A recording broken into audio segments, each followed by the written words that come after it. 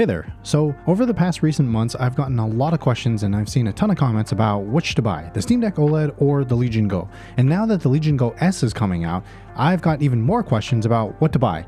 Should you buy one of these devices or should you wait for a Legion Go 2? And I've definitely got feelings about this. So let's get to it. Alright, first things first, I apologize if this video is even more rambly than I usually am. I'll try to be as brief as possible. In this first part, I'm going to discuss the Steam Deck OLED versus the Legion Go and the Legion Go S. If you only care about the Legion Go 2, skip to part 2 in the timestamps. So to kick things off, let me show up on the screen here some of the more important metrics I think for this comparison. Note here that there are obvious differences like the removable controllers, which I haven't factored in, but you already know that. So let's talk about performance first. Generally speaking, if we're comparing the same games and both of them will run on both platforms, the Legion Go will outperform the Steam Deck, and this is basically due to the hardware.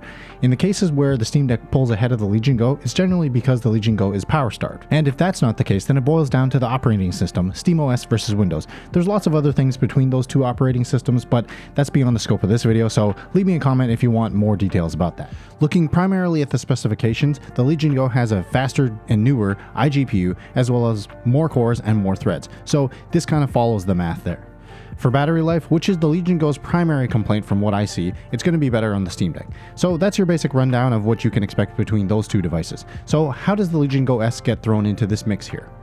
Now, unfortunately, I don't have a Go S to show you firsthand exactly what the differences are between them, but here's what I can tell you. If you're running Windows, which is on the current Go S, that thing is going to perform worse than the Legion Go currently. And this is simply, again, boiled down to the hardware. It's got fewer cores and fewer threads, so in CPU-bound scenarios, you're going to see a little less performance. And of course, it's got the worst iGPU, the 680M versus the 780M. So it's pretty much no contest there. Talking about battery life again, though, this is where the original Go's weakness really shows. The Go S has a larger battery, slightly larger at about 10% more, and it's also going to have more battery life because of its fewer cores and fewer threads that are used. Where things get a little bit more interesting though is where the Go S has the Steam Edition, which is coming later down the line, I think in May, priced at $500 as a starting point. This thing, for all intents and purposes, looks like a more powerful Steam Deck, although not a Steam Deck 2.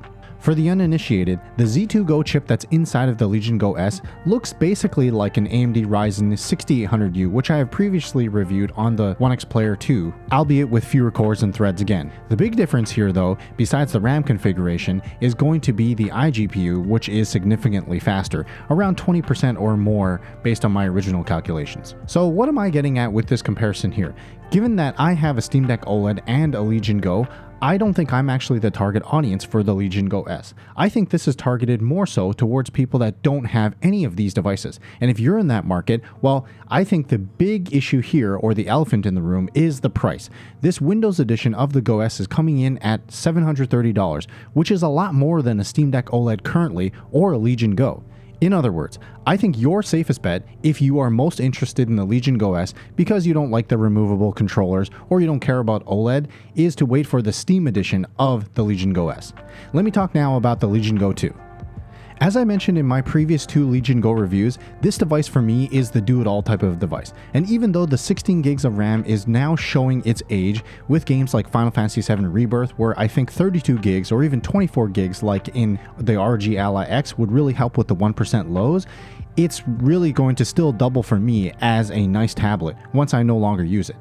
And because I do love the Legion Go so much, I do think that the Legion Go 2 is my targeted device rather than the Legion Go S. The problem here is again going to be price. My opinion is that unfortunately, and I hope I'm wrong here, is that the Z2 Extreme that's going to be in the Legion Go 2 is going to be pretty spicy for its price. I'm going to estimate even somewhere around $1,000. And that has no real hard evidence. I'm just basing that on the devices that are already out there with the close to equivalent HX370 in devices like the One X Player F1 Pro. Now, before I soapbox a little too much, let me throw up the specs on the screen here to let us compare the Z2 Extreme to that Strix Point HX370. You'll notice here that with the comparison between the Z1 Extreme and the Z2 Go, just like with that comparison, this Z2 Extreme has fewer cores and fewer threads than the Strix Point equivalent APU. Now, whereas I think that 4 cores and 8 threads is going to be a little bit more CPU bottlenecked, I think 8 cores and 16 threads, at least for gaming, is fine and dandy. I don't actually think we need the 12 cores and 24 threads that is in the more powerful 370HX. In other words, because we've already got the confirmed 890M, which is the same GPU inside of the Z2 Extreme, I think it'll be pretty good. Once again, that's where I'll tie it back to price. If you are a current owner of a Legion Go or another Z1 Extreme handheld, you have to ask yourself whether the additional 20% or 30% more performance is going to be worth the extra 100% more money. And again, if you don't have any of these devices and you don't care about the Legion Go S and you want the best performance, well, that's where the Legion Go 2 is going to probably be really good. Again, you just got to pay for it. That said, you can find current Z1 Extreme handhelds like the AUGE Ally and the Legion Go for some bargain bin prices. I mean, scraping the bottom of the barrel at around $300 to $400. A stark difference from 2022 and 2023 pricing. So here are my final thoughts. For me personally, I don't actually think that I need the Legion Go 2's extra performance, but for the purposes of the channel, and because I love this device, I will likely save as much as I can from all of the proceeds from this channel in order to get one. And real quick, let me just mention that the sponsor of today's video is AUGE, the makers of this handy dandy light, which you may have seen in some of my B-roll or even in my A-roll. This thing is super unique and it has a touch sensitive button on the back and charges via USB-C. For me, this thing serves as a beautiful little background light or even as a night light. Just make sure you don't have the strobing mode turned on or, you're gonna annoy your pet or your loved one if you haven't been kicked out already out of the house for having too many handhelds. Anyway, thanks to AUGE and thanks to you for clicking on the video.